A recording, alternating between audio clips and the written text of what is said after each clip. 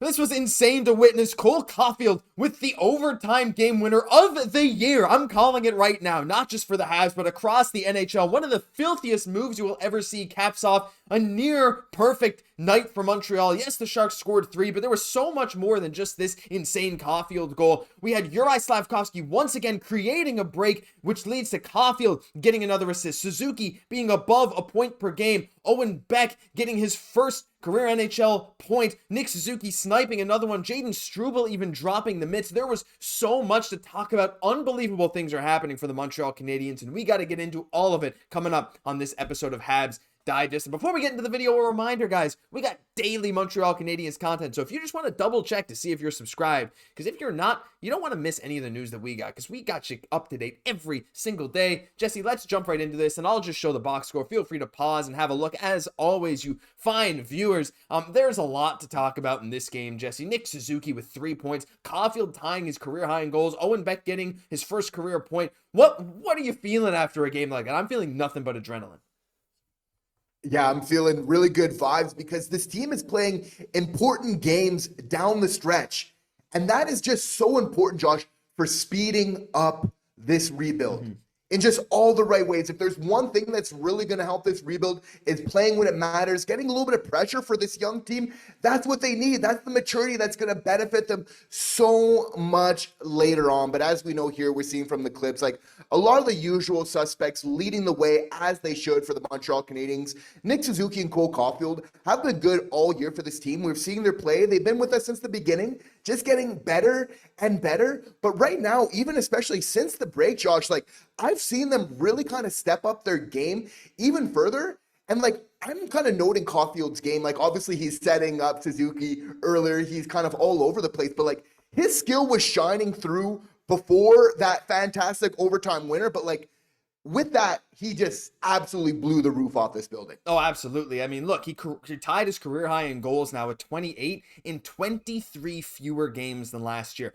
The dude still has 23 games to go this year. Who knows how many goals he's going to hit? 12 goals in 23 games certainly sounds possible. 40 goals, 30 goals is pretty much a certainty, knock on wood. 40 goals seems absolutely achievable, right? He's been almost on that pace all year. But not to mention the 53 points, the dude's creeping closer and closer to point per game. Don't forget the amount of assists he had last year as well. He's creeping towards his total points, but there was so much. Now, unfortunately, I realize I don't have the clip of Owen Beck's first career point, but it did come on an Alex Newhook goal, who it's always great to see Newey get a goal, Jesse, but that line there with Owen Beck and Newhook and Patrick Laine, they look pretty solid tonight as well. Another little thing that's getting kind of swept to the side right now, Patrick Laine on his own point streak. It's not just Slaf who's been on his point streak now 3 straight games. Laine has a point streak of 3 straight games. He's got multi-point game in there as well. And again, it wasn't the prettiest assist, but it was an assist nonetheless. Beck to Laine to Newhook. They were working tonight. They've been working a bit better 5v5, dare I say, since that break in these last few games than we saw Dach with them before. Maybe that's pushing it a bit far, but I was very impressed with their performance tonight. And Laine is looking a lot more dangerous 5v5, which we know is an important issue for him to continue doing. Like, that is great right now that we're seeing a couple chances where he's getting a chance to really beat the goalie. And as you mentioned, like, the first line showed up, but as we know, we needed that second line to take us the rest of the way. Jake Evans, he's a little bit of a cold spell right now. That third line, we can kind of count on Anderson, for that forecheck. Not so much the points. We need that second line to do that for us, and that's what exactly they did. But I mean, this is a big moment here for Owen Beck, and he's been contributing in a couple ways to goals of late, which is notable to mention.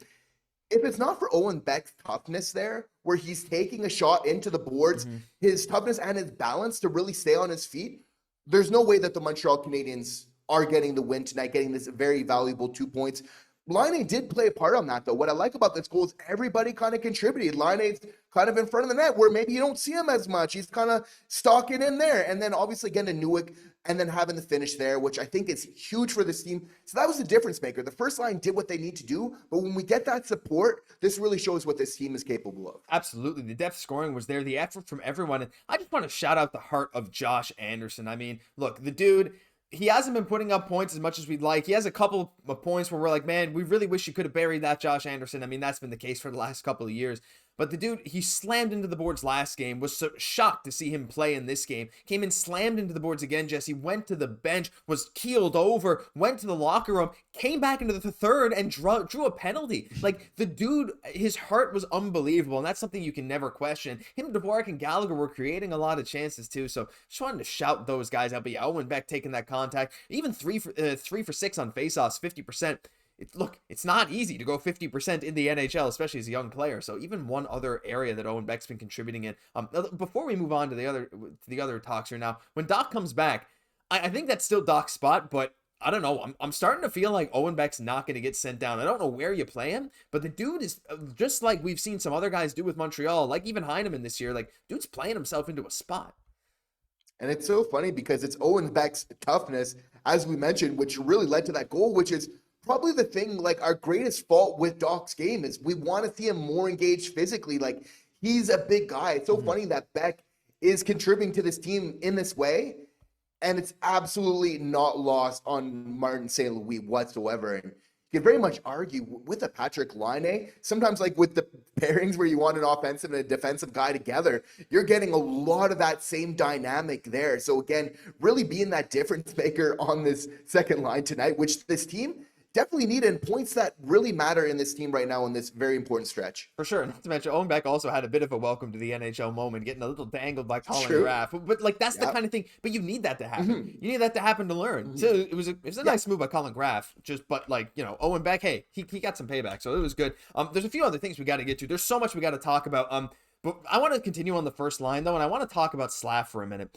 Jesse, this is just another game where he straight up looked like there's something different about watching this dude play. He looks like the most dominant player on the ice a lot of the time when he's out there. These little stick plays don't look like much in the moment. I'm going to replay that again. Just have a little look at, actually I'll play it here. Just have a little look at this little poke. It's subtle, but these kind of things are happening more and more often. This one led directly to a 2-on-1 and a goal. But Slafkovsky, Jesse, as of late especially, has looked extremely confident.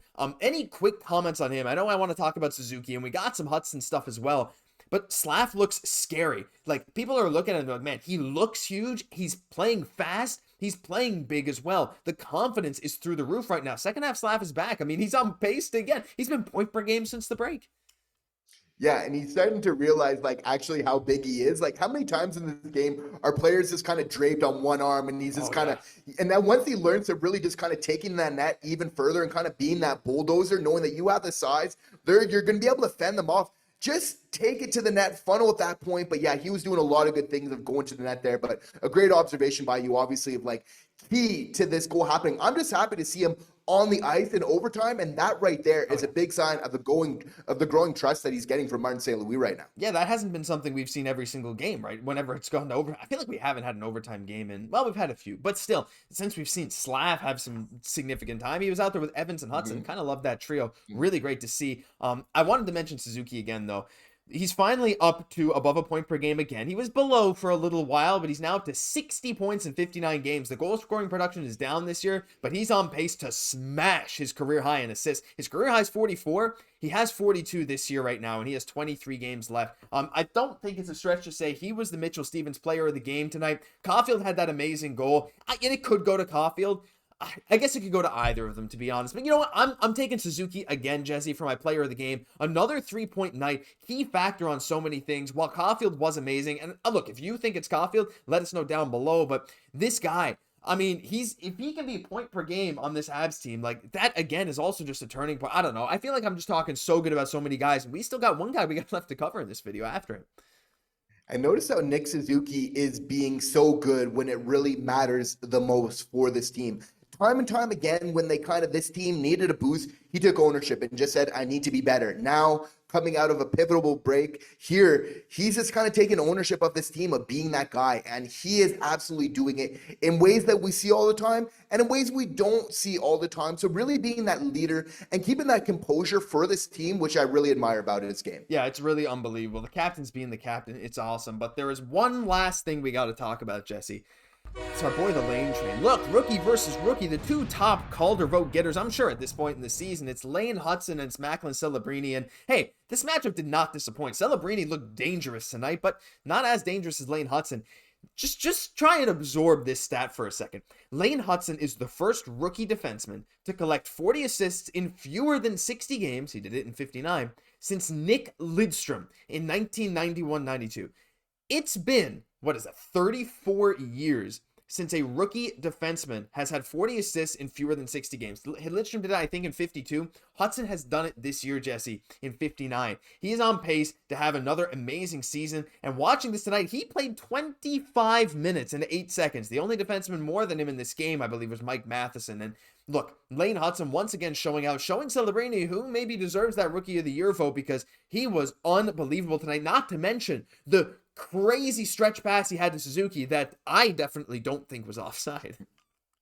Yeah, definitely. And amazing again that Lane Hutson is being compared with the greatest of all times just when it comes to defensemen, just basically every week. I think that that's almost understated. What he's like, Nicholas Lindstrom, like you're on par with this type of D-man, the prolific champion that is Nicholas Lindstrom. Like, this just says so much. And what's the best thing about, our boy Lane Train is that, like, he's getting the points, but it's the compete, it's the winning attitude that he brings. Winning this game against Macklin Celebrini, it matters. It matters. This Calder, it's really close. And when, people are looking at this, they want to see, well, how is each player able to really affect their team when it really matters the most? Obviously, Celebrini was good in this game, but Hudson's imprint is all over this game as well. He's drawing penalties. He's doing passes basically from one end to the other, 200-foot passes, tape to tape, like just looking unreal out on the ice. And as his confidence grows, just the more offensive toolkit. You can see how the Bell Center just reacts. His confidence grows,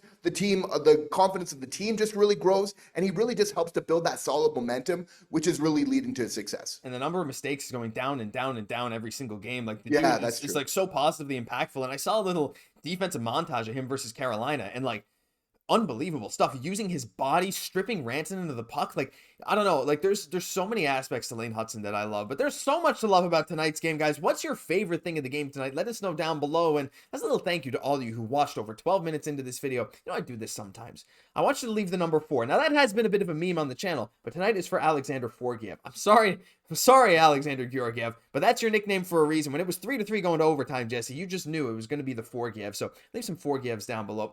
No, maybe just the number 4. That's a bit rude. But anyway, that'll do it for this episode of Habs Digest. If you enjoyed, leave a like, comment, subscribe to the channel. Most importantly, thank you all so much for watching. I'm Josh Gosse, my co-host, Jesse Poirier. We'll catch you in the next one.